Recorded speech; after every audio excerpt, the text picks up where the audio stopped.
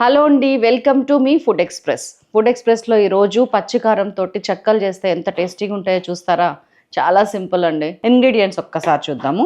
బియ్యం పిండి, పచ్చిశనగపప్పు, సగ్గుబియ్యం, జీలకర్ర, ఉప్పు, పచ్చిమిర్చి, అల్లం, వెల్లుల్లి, బట్టర్ అండ్ కొద్దిగా ఆయిల్. ఒక 150-200 గ్రామ్స్ పిండి జస్ట్ ఒక చిన్న గ్లాస్తో తీసుకున్నాను. దానిలోకి సరిపడా చూపిస్తున్నాను. దానిలోకి చిన్న అల్లం ముక్క, ఒక 2-3 పచ్చిమిరపకాయలు, మీరు కారం తిన్నంత, 4 వెల్లుల్లి. ఇది ముద్ద చేసుకొని వస్తా ఫస్ట్. సో నేను ఫస్ట్ బియ్య పిండి తీసుకున్నాను. దాంట్లోకి ఇదిగోండి పచ్చిమిర్చి, వెల్లుల్లి, అల్లం ముద్ద వేసేసాను. కొంచెం బటర్ వేస్తున్నా, ఒక 10 గ్రామ్స్ బటర్. ఇది కొంచెమే కదా.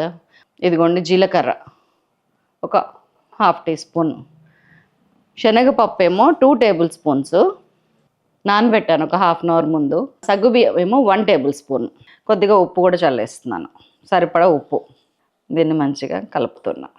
వెన్న ఎలా కరగాలనేది మీరేం టెన్షన్ పెట్టుకోక్కర్లేదు.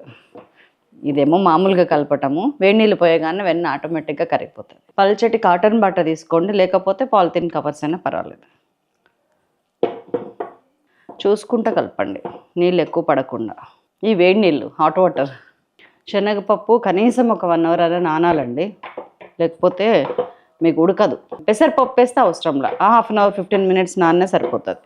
ఇట్లాగా మనం గోధుమ పిండి కలిపినట్టు ముద్ద కలిపాను. దీన్ని గుడ్డ తడిపి మంచిగా ఇట్లాగా మూత వేసేసి పక్కకు పెట్టేసేయండి. ఒక 10 నిమిషాలు, 5-10 నిమిషాలు సరిపోతుంది. ఈలోపు మనం ఆయిల్ అంతా తీసుకొచ్చి పెట్టుకొని రెడీ చేసుకుందాం. ఇదిగోండి చక్కగా మనం ఉండ్రాలు చేసుకున్నట్టు చిన్న చిన్న ఉండలు చేసుకొని ఇదిగోండి చిన్న చిన్న ఉండలు అరచేతిలో పెడితే ఈ సైజు. ఇవైతే మనకి ఈజీ. తడి బట్టనే తీసుకోండి, కాటన్ బట్టని తడిపినాం అంతే. మీకు ఒకవేళ చెయ్యి తిరగకపోతే కనుక వేల్లో ఆయిల్లో ముంచుకోండి. ఇదిగోండి పక్కన ఇట్లాగా ఆయిల్ ఉంచుకోండి. ఇట్లా పెట్టి ఒకసారి ఇట్లా ఇట్లా అన్నారంటే మంచిగా టేస్ట్ చాలండి. చక్కగా ఒక ప్లేట్లో టిష్యూ పేపర్ వేసుకొని రెడీగా పెట్టుకోండి. ఆయిల్ కాగింది. క్లాత్కి పెడితేనే ఉన్న తడి కూడా పీల్ చేసుకొని మీకు ఇట్లా లేస్ వస్తుందండి. పాలిథిన్ కవర్ మీద పెట్టిన దానికన్నా క్లాత్ మీద పెట్టింది ఈజీ. ఫ్లేమ్ ఎప్పుడు కూడా మీడియం ఫ్లేమ్ ఉండాలి. అటు మరీ తక్కువ ఉంచకండి, ఇటు ఎక్కువ ఉంచకండి. మనం బేకింగ్ సోడా కానీ ఏం వేయలేదు, అయినా చూసారా ఎట్లా పొంగుతున్నాయో. అయినా కరకర అనే వాటికి బేకింగ్ సోడా వేయాల్సిన అవసరం లేదు.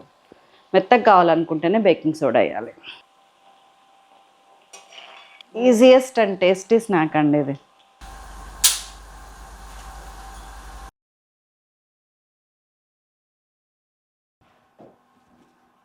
దట్స్ ఆల్ అండి, మన చెక్కలు అయిపోయినాయి.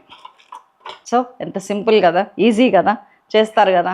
మాట ఇవ్వండి, ప్రామిస్ చేయండి నాకు, పిల్లలకి ఈ హాలిడేస్లో చేస్తున్నానని. వేడిగా బాగున్నాయి. ఉండనా మరి మరొక అద్భుతమైన పిల్లల స్నాక్ ఐటెంతో మిమ్మల్ని మళ్ళీ కలుస్తాను. అంతవరకు కరకరాతో సెలవు, బాయ్.